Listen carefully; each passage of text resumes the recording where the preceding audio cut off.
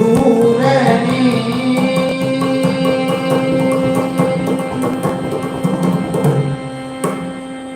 மிக அற்புதமான பதிகம். இந்த பதிகத்தை சுந்தரர் பெருமான் திரு நென்றியூர் தலத்திலே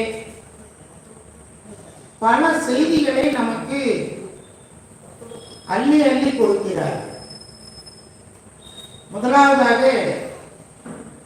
திருவானைக்காவிலே சிலந்தியும் யானையும் பூஜை செய்து இறைவனுடைய அருளை பெற்று கோச்சங்க சோழன் பல மாடக் கோயில்களை கட்டிய செய்திகளும், அதனைத் தொடர்ந்து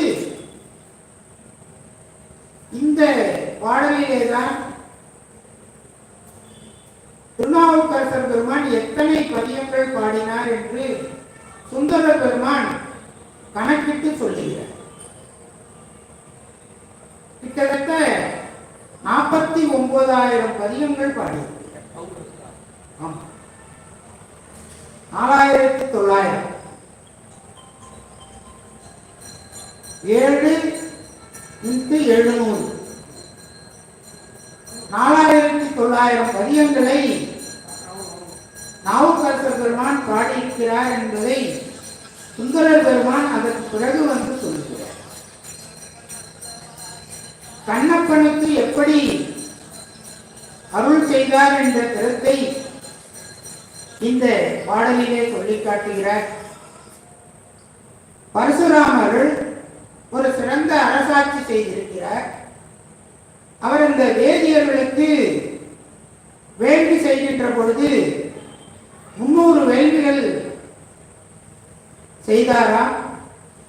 அந்த அந்தணர்களுக்கு 340 வேலிகள் தானமாக கொடுத்த செய்தியை இந்த சுந்தரர் பெருமான் இந்த பாடலிலே நமக்கு சுட்டி காட்டுகிறார். அதனைத் தொடர்ந்து பல செய்திகளை அவர் சொல்லி காட்டுகிறார். இந்திரன் வழிபட்டு இந்திர லோகத்தை இறைவன் அருளி செய்தார் என்று சொல்லுகிறார். அப்படி அந்த இந்திரன் வழிபட்டதனாலே வான நாடு ஆழ்க என அருளிய பெருமான், நாமெல்லாம் அந்த பெருமானை வாழ்த்தி வழிபட்டோம் என்று சொன்னால் நமக்கும் நம்முடைய வினைப்பயனை தீர்த்து இந்த பிறவியினுடைய பயனை நமக்கு நிச்சயமாக இறைவன் கொடுப்பார் என்பதை சுந்தரர் பெருமான் இந்த பதிகத்திலே நமக்கெல்லாம் திருக்கடை காப்பாக சொல்லி மகிழ்கிறார். அது மட்டுமல்ல, இந்த வேதியர்கள் எல்லாம் வேள்வி செய்து அடைந்த இன்பத்தை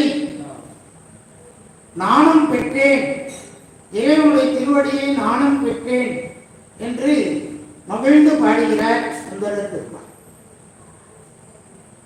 இப்படி இந்த தலத்திலே நாம் 4 பதியங்களை பாடி விண்ணப்பம் செய்வதற்கு இல்லாமல்ல அன்னபூரணி உடனுரை கங்காதர ஈஸ்வர பெருமான் நமக்கு அருள்வாளித்திருக்கிறார் என்று இந்த அருமையான சோமவார வழிபாட்டினை போற்றி மகிழ்ந்து மீண்டும் மீண்டும் இப்படிப்பட்ட அற்புத பதியங்களை எல்லாம்